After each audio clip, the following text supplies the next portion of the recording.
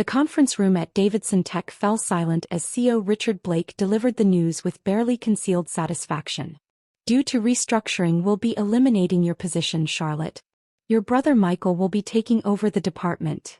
I sat there, fingers interlocked to hide their trembling, watching the job I'd built over 7 years being handed to my younger brother, who'd been with the company for barely 6 months. It's nothing personal, Richard continued, though his smirk suggested otherwise. Michael simply brings a fresh perspective to the role. Fresh perspective. That's what they called blatant nepotism these days. Michael hadn't even finished his MBA, the same degree I'd completed with honors while working full-time.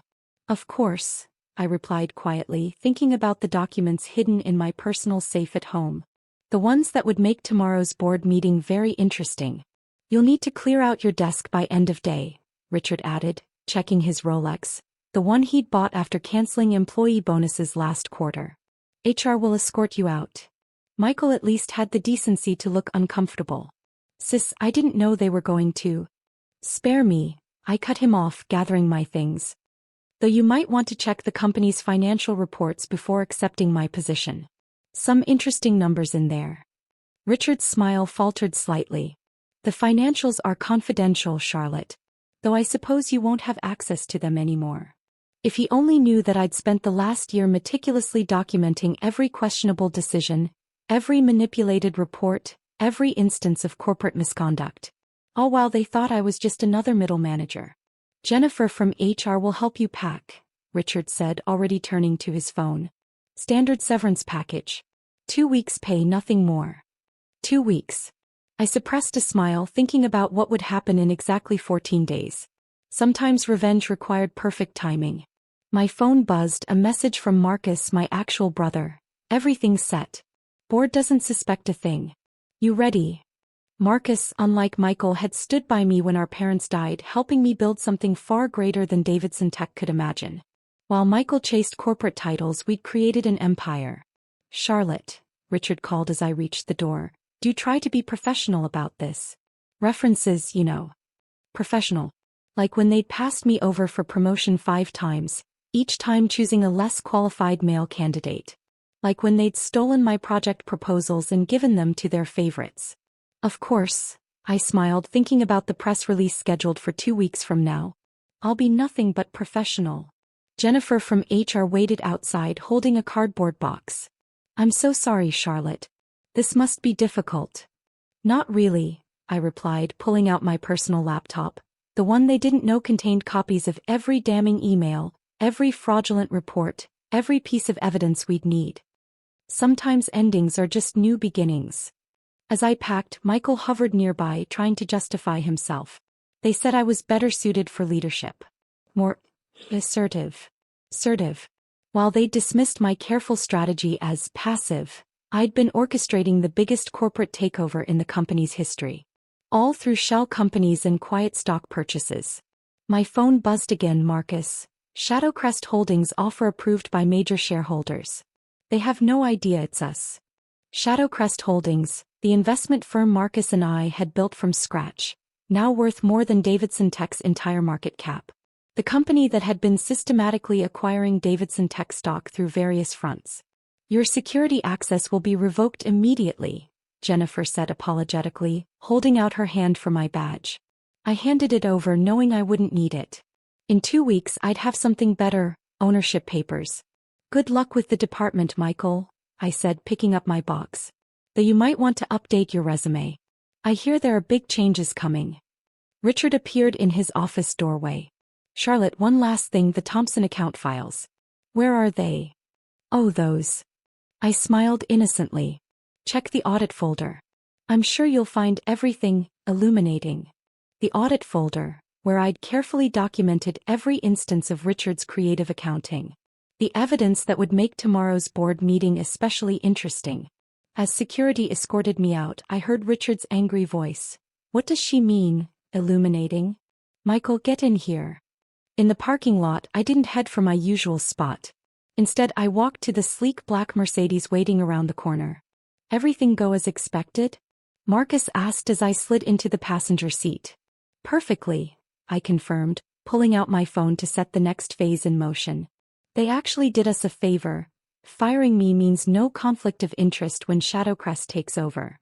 Their faces when they realize, Marcus grinned, pulling away from Davidson Tech for the last time. 2 weeks. 2 weeks, I nodded, watching the building shrink in the mirror. Just enough time for them to feel secure. To think they've won. Little did they know the game was just beginning. The next 13 days passed in a carefully orchestrated dance of corporate strategy. While Davidson Tech celebrated my departure and Michael's promotion, Marcus and I worked from our real office, the entire top floor of the city's most prestigious business tower. Final share count? I asked, reviewing the documents our legal team had prepared. 53%, Marcus confirmed. Through various shell companies and proxy votes. They won't know what hit them until tomorrow's shareholders' meeting. I smiled, thinking about Richard's smug face when he'd fired me. And the board members? 7 out of 9 have secretly agreed to support the takeover. Turns out they weren't too happy with Richard's management style either. My phone buzzed, a message from Michael.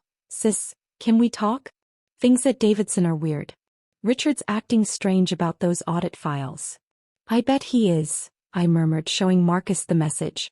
Think he's found the discrepancies I highlighted? The ones showing he manipulated quarterly reports? Probably. Though that's the least of his worries now. I checked the time, exactly 24 hours until the shareholders' meeting.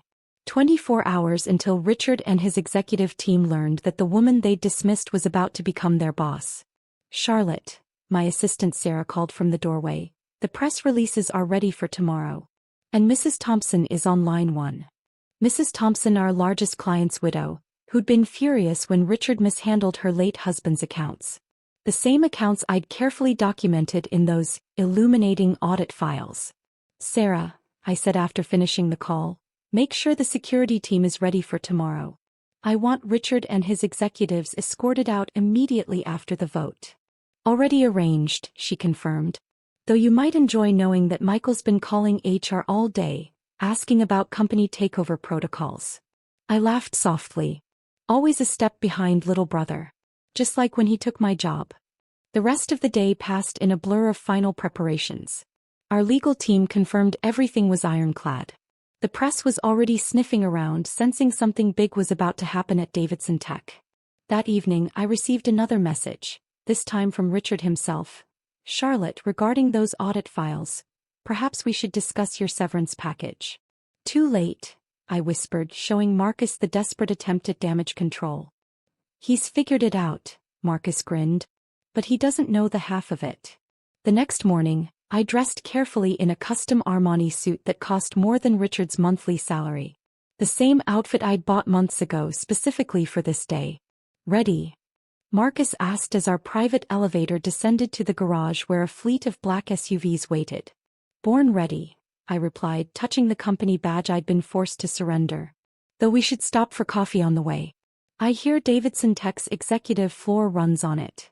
The drive to Davidson Tech was surreal. The building I'd been escorted from 2 weeks ago now looked small compared to Shadowcrest's headquarters. Amazing how perspective changes when you're about to own something. Security reports Richard arrived early, Sarah updated us. He's called an emergency executive meeting. Perfect, I smiled. Let them all be there to witness this. As our convoy pulled up to Davidson Tech's main entrance, I could see faces pressing against windows, wondering about the fleet of black vehicles and suited security teams. Miss Davidson, the receptionist gasped as I strode through the lobby. She'd always been kind to me. Mrs. Charlotte. I thought. It's still Charlotte, I assured her. Though you might want to update the building directory soon. There's going to be some changes in management. The elevator ride to the executive floor was silent, our team of lawyers and security personnel flanking Marcus and me like an honor guard. I could hear raised voices from the conference room as we approached. This is impossible. Richard was shouting. How could someone acquire that many shares without us knowing? Through shell companies, Michael's voice replied. Like the ones mentioned in Charlotte's audit files. I paused outside the door, straightening my jacket. Ready for a family reunion? Marcus squeezed my shoulder. Show them what real leadership looks like, sis. The doors swung open and every head turned as I walked in, The same conference room where I'd been fired 2 weeks ago, now about to become my new office. "Hello, Richard," I smiled, enjoying how his face drained of color. "I believe you're in my chair." The silence in the conference room was absolute. Richard's mouth opened and closed like a fish out of water, while Michael slumped in his chair, finally understanding what those audit files really meant. "Security," I nodded to our team.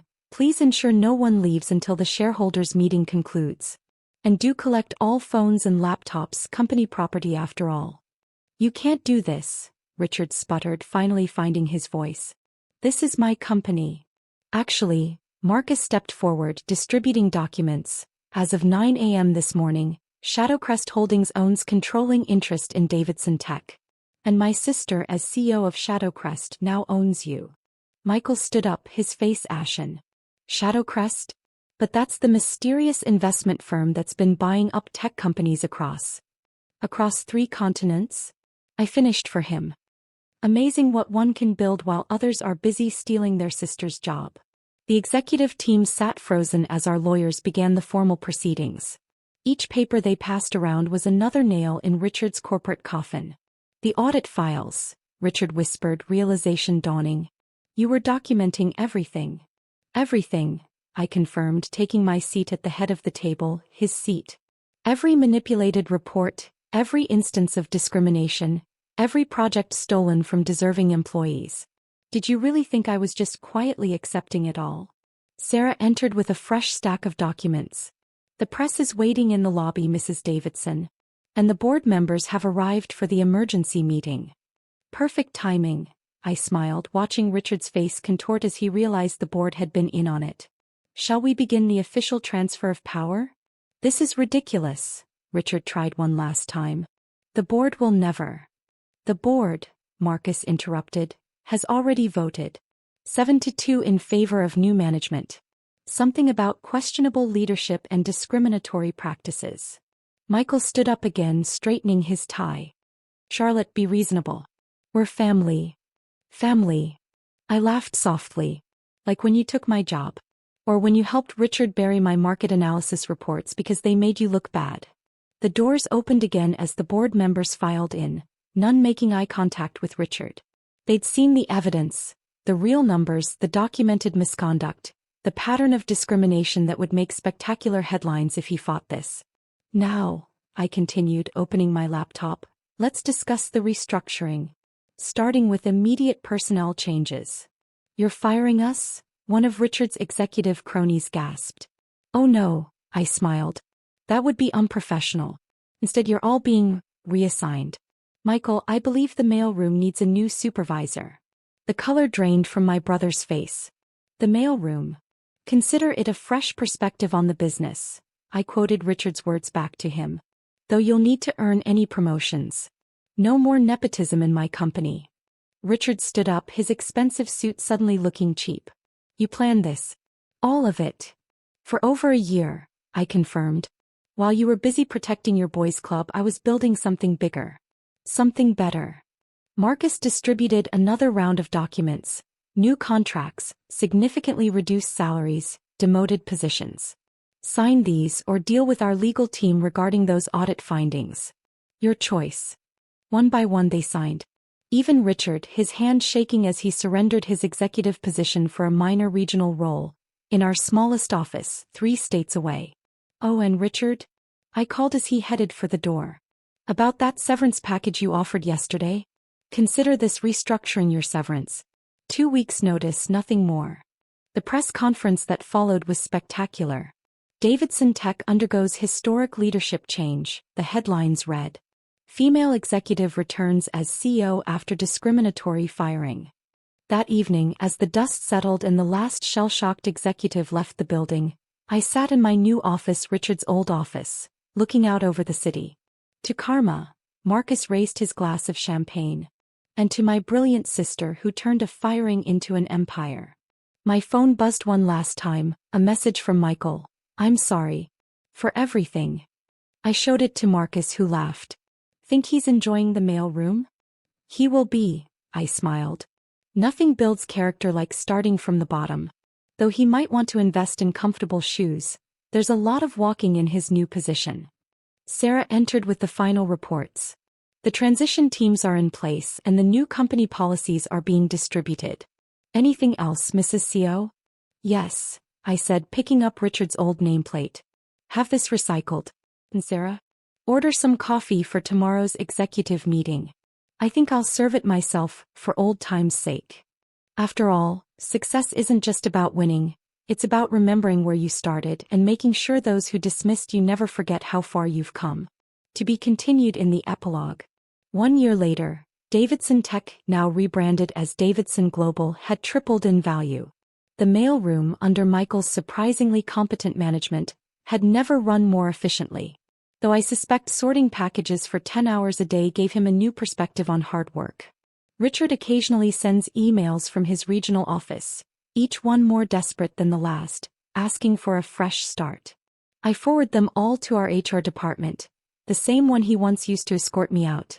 The audit files.